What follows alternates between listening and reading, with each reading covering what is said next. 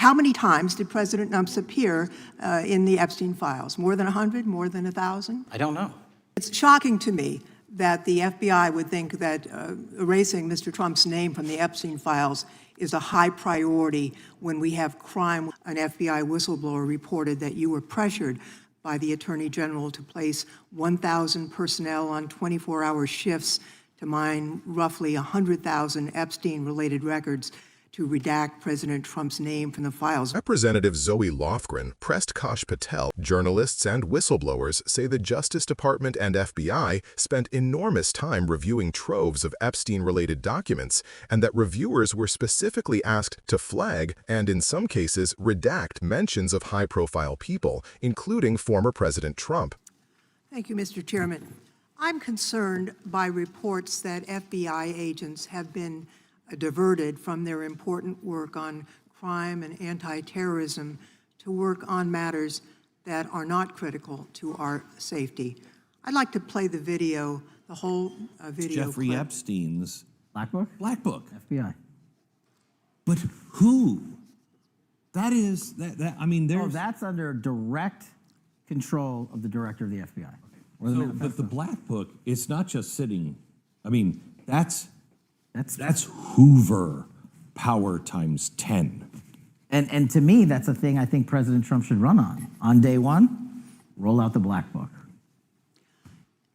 In contrast to that attitude of let it all out, we're getting reports of actions that run contrary to getting everything out and that also involve diversions of FBI resources. For example, an FBI whistleblower reported that you were pressured by the Attorney General to place 1,000 personnel on 24-hour shifts to mine roughly 100,000 Epstein-related records to redact President Trump's name from the files. Bloomberg reported this, that you directed FBI special agents from the New York and Washington field offices to join the Bureau's FOIA employees in Winchester and another building a few miles away, and that while reviewing the Epstein files, FBI personnel identified numerous references to Trump in the documents, and people familiar with the matter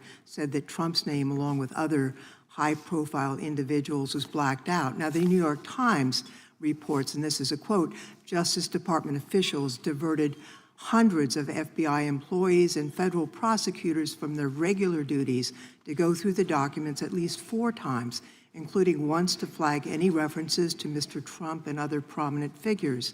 Details of the review were based on accounts by 3 former FBI and Justice Department officials who spoke on condition of anonymity because of fears of retaliation, and further that the FBI finished, after they finished its review of the files and materials, was sent to a team of Justice Department lawyers who double-checked the FBI's redactions and, quote, were instructed to flag any mentions of Mr. Trump and other celebrities. Now, I have 3 questions for you, Mr. Patel, about this. First, how many times did President Trump's name appear in the Epstein files? Was it more than 100, more than 1,000? Were the agents who were pulled from their duties to redact the president's name from the Epstein files working on criminal cases or national security cases or child sex trafficking cases? And are the number of agents that have been reported diverted for these purposes, is that accurate? No.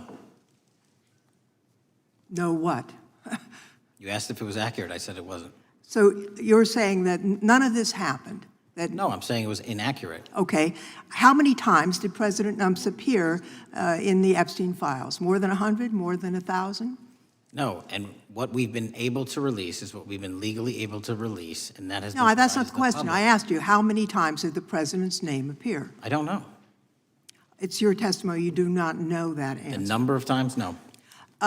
Could you tell us how many agents were diverted for this task and what they were working on? When you say diverted, you make it seem as if agents were pulled off what they do all the time.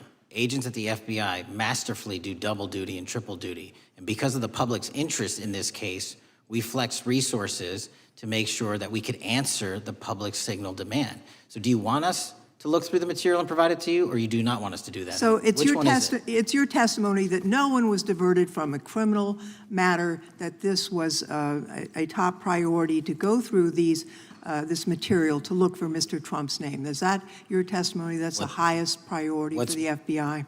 What's one of the most impressive things about the FBI leadership and the careers that are in place is that they make the decisions on who to send where on priorities and make sure the mission needs are not hurt. And that's what happened here.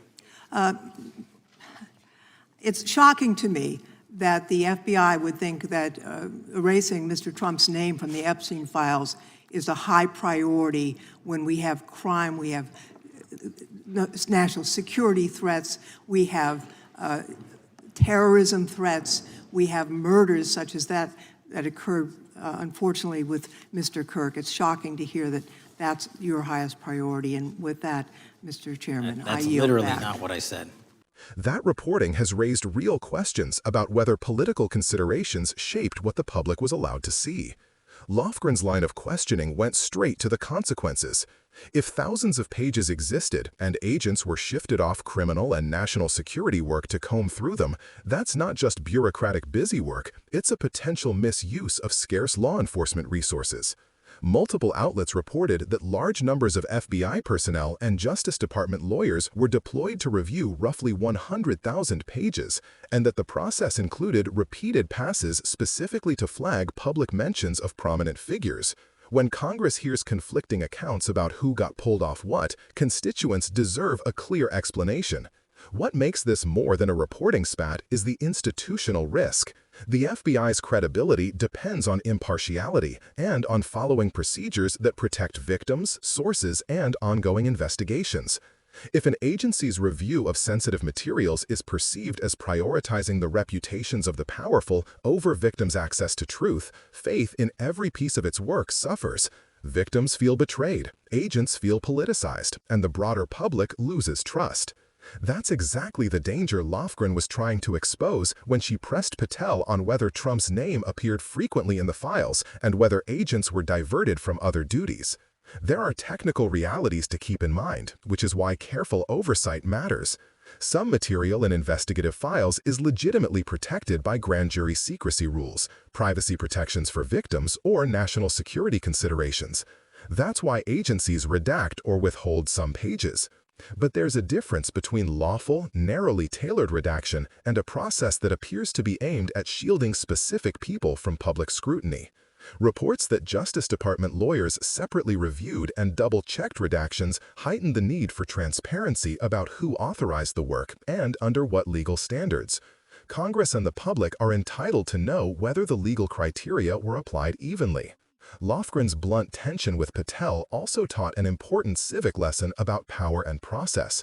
Promises to release the files aren't enough if the release is controlled behind closed doors and filtered by political appointees.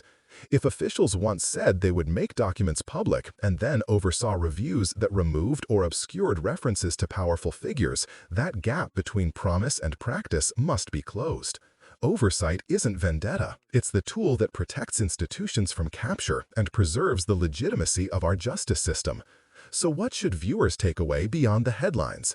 First, transparency matters. Congressional committees should get clearer, documented answers about who ordered reviews, how many personnel were assigned, what legal standards guided redactions, and whether victims' privacy was genuinely protected rather than used as a pretext.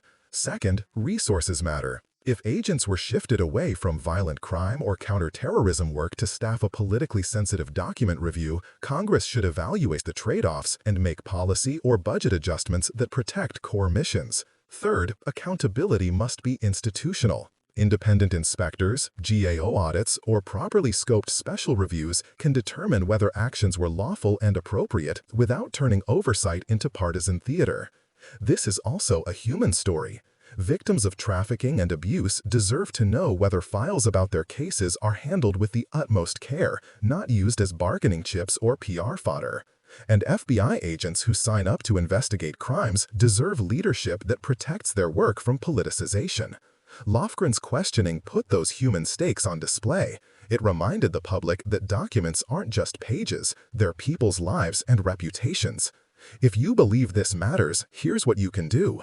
Ask your representative to demand a full, documented accounting of who reviewed the Epstein files, what standards were applied, and how many personnel were reassigned. Insist on independent review where appropriate, and push for clear disclosure of non-sensitive material so victims and the public can see the process was fair. Oversight is not partisan theater. It's how a democracy makes sure its institutions serve everyone, not just the powerful.